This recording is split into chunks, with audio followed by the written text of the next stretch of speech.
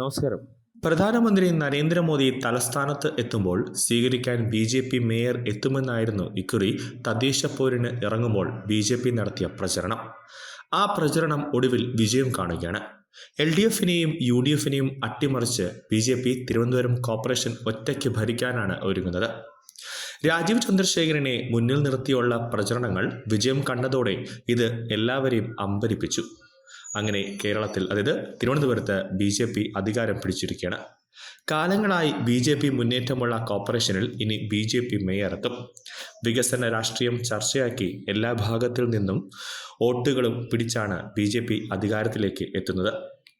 2015 തദ്ദേശ തെരഞ്ഞെടുപ്പിന് ഇറങ്ങുമ്പോൾ തിരുവനന്തപുരത്ത് ബി.ജെ.പിക്ക് കയ്യിലുണ്ടായിരുന്നത് വെറും 7 സീറ്റുകൾ മാത്രമാണ്.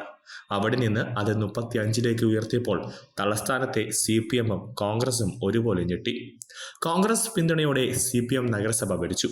5 വർഷങ്ങൾക്കപ്പുറം 2020 വീണ്ടും ഒരു തദ്ദേശ തെരഞ്ഞെടുപ്പ് ഫലം വന്നപ്പോൾ ബി.ജെ.പിക്ക് വീണ്ടും ലഭിച്ചത് 35 സീറ്റുകൾ മാത്രം. ഇക്കുറി ഈ നില 50 എത്തിക്കുകയാണ് ബി.ജെ.പി.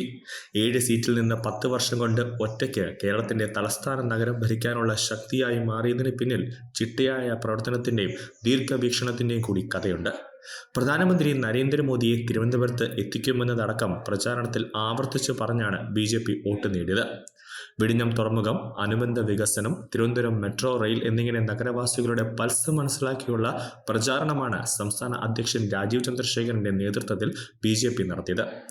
രാഷ്ട്രീയ പോരിനും വിവാദങ്ങൾക്കും പഞ്ഞമില്ലാത്ത കേരളത്തിൽ തലസ്ഥാനത്തെ വോട്ടർമാരുടെ മുന്നിൽ ബി.ജെ.പി. അവതരിപ്പിച്ചത് വികസന രേഖയാണ്. കേന്ദ്രം ഭരിക്കുന്ന പാർട്ടിയുടെ വാഗ്ദാനങ്ങളെ തിരുവനന്തപുരത്തെ വോട്ടർമാർ ഇരു കൈയും നീട്ടി സ്വീകരിച്ചുവെന്ന് വേണം ഫലത്തിൽ നിന്ന് മനസ്സിലാക്കാൻ. സ്ഥാനാർത്ഥി നിർണയം മുതലുള്ള കാര്യങ്ങൾ അതിൽ കർശനമായ നിലപാടാണ് ബി.ജെ.പി. സ്വീകരിച്ചത്.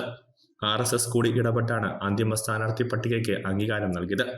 സിറ്റിംഗ് കൗൺസിലർമാർക്ക് ഉൾപ്പെടെ സീറ്റ് നൽകിയത് പ്രവർത്തന മികവ് മാത്രം മാനദണ്ഡമാക്കിയാണ്.